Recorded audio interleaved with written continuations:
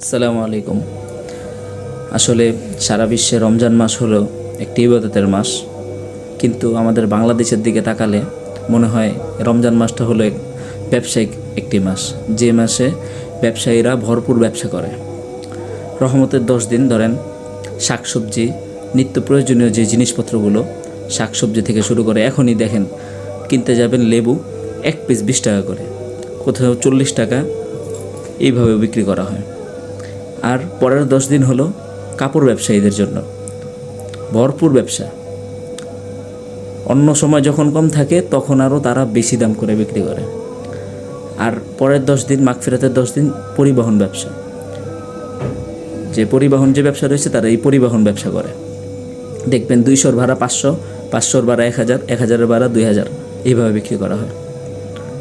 সারা বিশ্বে যখন রমজান মাসকে গনিমত হিসাবে নেয়, আর বাংলাদেশের মানুষ রমজান মাসকে ব্যবসায়িক মাস হিসেবে গণ্য করে।